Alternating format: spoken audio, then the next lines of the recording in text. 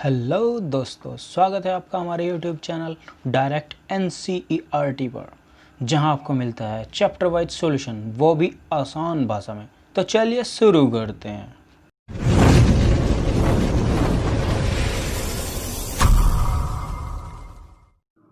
तो आज हम पढ़ेंगे एक्सरसाइज 1.2। निम्नलिखित में से कौन से रिक्त समुच्चय के उदाहरण हैं, यानी रिक्त समुच्चय कौन से हैं वे बताने। इसमें देखिए, 2 से भाज्य विषम प्राकृतिक संख्याओं का समुच्चय। 2 से भाज्य विषम, तो कोई भी विषम संख्या हो, जैसे कि 1, 3, 5 कोई भी हो, वो 2 से क्या भाग हो जाएगी? नहीं होगी ना।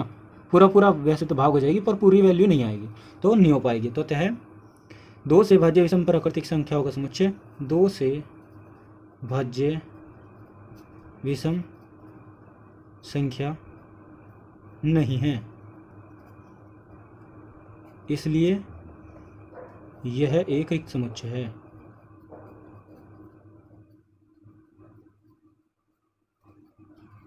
अब दूसरा देखिए, सम अभाज्य संख्याओं का समुच्चय। सम अभाज्य संख्याओं में एक संख्या आती है बस 2, क्योंकि अभाज्य संख्या यहीं से ही शुरू होती है। 2, 3, 5, 7, 11, 13 एटसेट्रा। तो इसमें पहली संख्या सम तो है ना, ये 2, तो ये 2 आ जाएगी। तो सम अभाज्य संख्याओं का समुच्चय ये होगा। तो यह रिक्त समुच्चय नहीं है दोस्तों, इसलिए यह एक रिक्त समुच्चय नहीं है। रिक्त समुच्चय नहीं है। और देखिए, x इस प्रकार है कि x एक प्राकृतिक संख्या है। x छोटा है 5 से और साथ ही साथ x बड़ा है 7 से। तो कभी ऐसा हो सकता है कि 5 से कोई संख्या तो छोटी हो, जैसे कि 2 मान लिया, और 7 से 2 बड़ा हो जाएगा? नहीं होगा। इन्होंने कहा 7 से बड़ा। वही बात है कि बोल दिया कि तुम तो उससे छोटे हो और अपने बाप से बड़े हो। तो ऐसा कभी हो सकता है? नहीं ना। तो बस, या कोई तुमसे तो बड़ा है और तुम्हारे वहाँ सॉरी तुमसे छोटा है और तुम्हारे बाप से बड़ा है, ऐसा कभी हो सकता है? नहीं होगा ना। तो यह एक रिक्त समुच्चय है। अतः यह अवधारणा यह अवधारणा संभव नहीं है, इसलिए यह एक रिक्त समुच्चय है।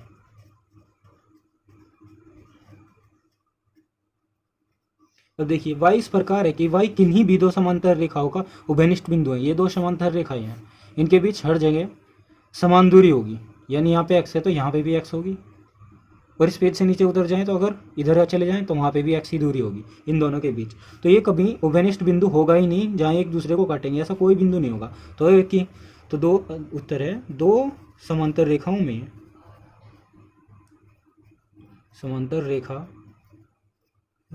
में उभयनिष्ठ बिंदु नहीं होता है, बिंदु नहीं होता, इसीलिए यह एक रिक्त समुच्चय है। अब देखिए प्रश्न नंबर 2। निम्नलिखित समुच्चयों में से कौन परिमित है और कौन अपरिमित? यानी परिमित का मतलब वो है जिसका कोई एंड हो, और अपरिमित का मतलब है जिसका कोई एंड ना हो। तो क्वेश्चन नंबर 2 देखिए, समुच्चय में अंदर है 1, 2, 3 डैश डैश अनंत तक जा रहे हैं। तो ये क्या है? यह प्राकृतिक संख्याओं का समुच्चय है। तो यह अपरिमित है क्योंकि अनंत तक जा रहा है। तो यह प्राकृत संख्याओं का समुच्चय है। अतः यह एक अपरिमित है। ठीक। अब ये देखिए, 1 से लेकर 100 तक के अंक हैं, तो इसमें परिमित है। तो अतः यह 1 से 100 तक की प्राकृत संख्याओं का समुच्चय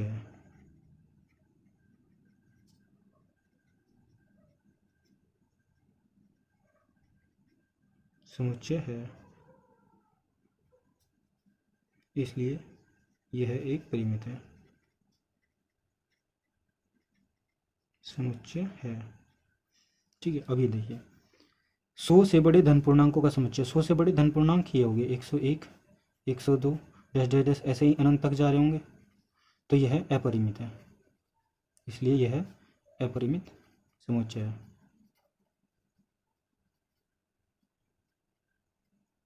समुच्चय है 99 से छोटे अभाज्य संख्याएं का समुच्चय, हाँ अभाज्य पूर्णांकों का समुच्चय। अब देखिए अभाज्य पूर्णांक 2, 3, 5, 7 डैश डैश डैश ऐसे ही, तो 99 से छोटे कुल 25 अभाज्य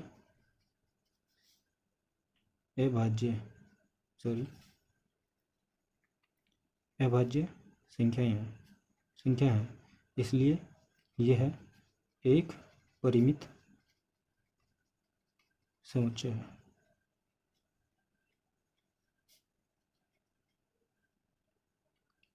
अब क्वेश्चन नंबर 3 देखिए, निम्नलिखित समुच्चयों में से प्रत्येक के लिए बताइए कि कौन परिमित और कौन अपरिमित है। इसमें भी ऐसे ही बताना। एक्स अक्ष के समांतर रेखाओं के समुच्चय।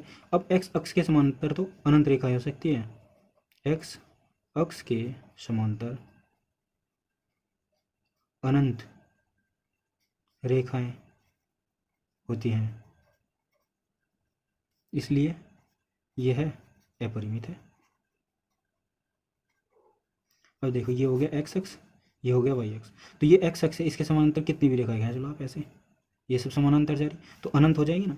अब देखिए इसमें अंग्रेजी वर्णमाला के अक्षरों का समुच्चय, तो इसमें है परिमित। अंग्रेजी वर्णमाला में कुल कितने अक्षर होते हैं, 26। वर्णमाला में कुल 26 अक्षर होते हैं, इसलिए यह परिमित है।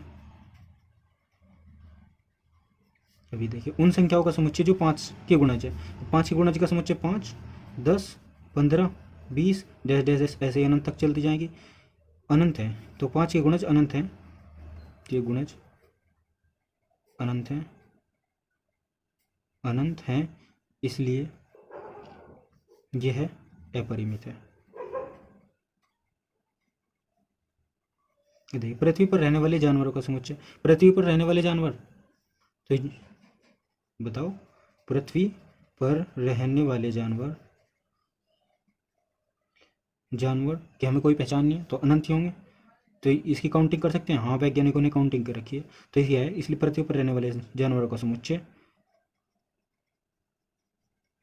समुच्चय परिमित है।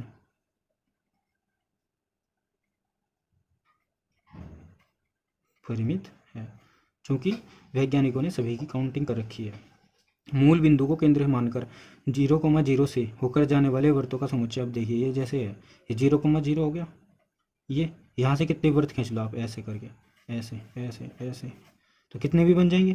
तो अतः 0,0 से अनंत वृत्त खींचे जा सकते हैं,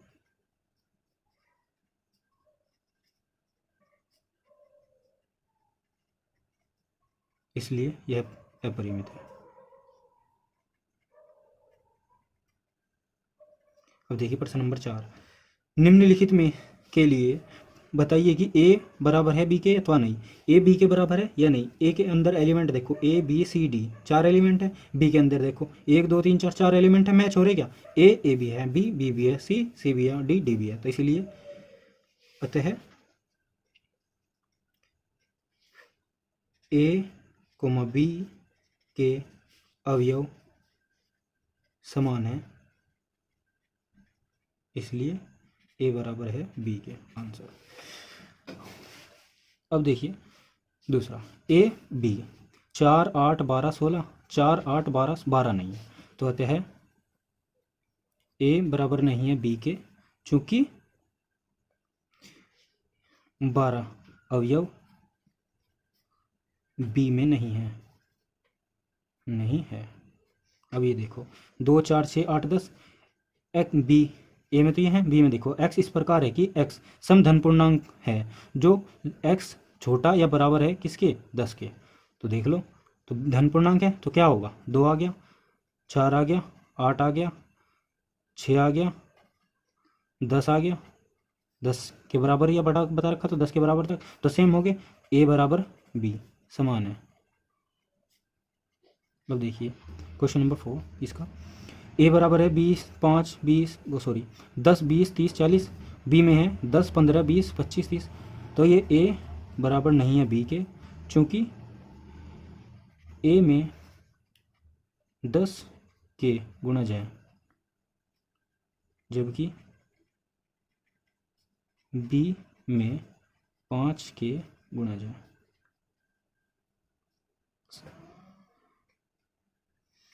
अब क्वेश्चन नंबर 5 देखिए, क्या निम्नलिखित समुच्चय युग्म समान है, कारण सहित बताइए। समान है ए में तो ये है, बी में देख लो, तो बी में कैसे देखें, बी में एक्स क्या है वैल्यू, देखो 2 रख के देखो इसकी वैल्यू, 2 दूनी 4 5 दूनी 10 10 और 4 14 और 6 ही है, 6 16 का एक हल है। क्या हल कर रहा है इसको, नहीं कर रहा, क्योंकि बराबर 0 आनी, -2 रखो, -2 दूनी 4 यानी 4 हो गया। देखो यहाँ पे रख देता हूँ मैं, -2 का स्क्वायर प्लस 5 गुना -2 और प्लस 6, तो 4 हो गए, तो प्लस के ये हो गए माइनस के कितने, माइनस के 5 दूनी 10 और प्लस के 6, इन्हें जोड़ दिया तो माइनस के 10 प्लस के 10, तो यानी ये सेटिस्फाई कर गया। तो बी में क्या आ गया, बी में एक तो आ गया -2 और दूसरा -3 रख के देखो, 3 3 9, पहले तो 9 हो गया और 3 5 15 माइनस के 15 और 6 यानी 9 6 15, तो प्लस के भी 15 और माइनस के भी 15, यानी ये भी सेटिस्फाई कर गया। तो यही दो एलिमेंट सेटिस्फाई करेंगे बस। तो यह ए बराबर नहीं है बी के, चूँकि ए में धन पूर्णांक है, बी में ऋण पूर्णांक है। अब कुछ 2 देखिए, ए एक्स इस प्रकार है कि एक्स शब्दकोश में ही है, तो एक्स की निकाल लो। ए बराबर कितना आ गया, एफ आ गया, ओ आ गया, एल डब्ल्यू ये आ गया। बी में निकालो, बी में क्या होगा, डब्ल्यू हो गया, ओ हो गया, एल हो गया और एफ हो गया। मिलाओ, एफ है, ओ भी है, एल भी है, डब्ल्यू भी है, तो ये है ए बराबर है बी के, चूँकि दोनों के अवयव समान है। तो छठा देखिए, नीचे दिए गए समुच्चयों में से प्रत्येक समुच्चय का चयन कीजिए। समान समुच्चय का, समान ए में देखो 2 4 8 12 है, 2 4 8 12 वाला कोई है दूसरा नहीं है, तो ए तो किसी के बराबर है नहीं। बी में देखो 1 2 3 4, बी में है कोई 1 2 3 4, तो बी के बराबर मिल गया हमें आंसर। देखो तो बी समान है किसके, डी के, एक हो गया। दूसरा देखो सी, देखो 4 8 12 14 है कोई, नहीं है। डी तो हो गया बी के समान। ई -1 और 1, जी में है 1 और -1, तो ई बराबर हो गया किसके, जी के, दूसरा आंसर। तीसरे में देखो F 0, A और यहाँ 1, बाकी कोई नहीं मिलता, बस यही आंसर। तो दोस्तों, अगर आपको हमारा वीडियो अच्छा और हेल्पफुल लगा हो तो चैनल को सब्सक्राइब और वीडियो को लाइक करें, और यदि किसी क्वेश्चन में आपको प्रॉब्लम है तो कमेंट सेक्शन में जा कर के पूछ सकते हैं।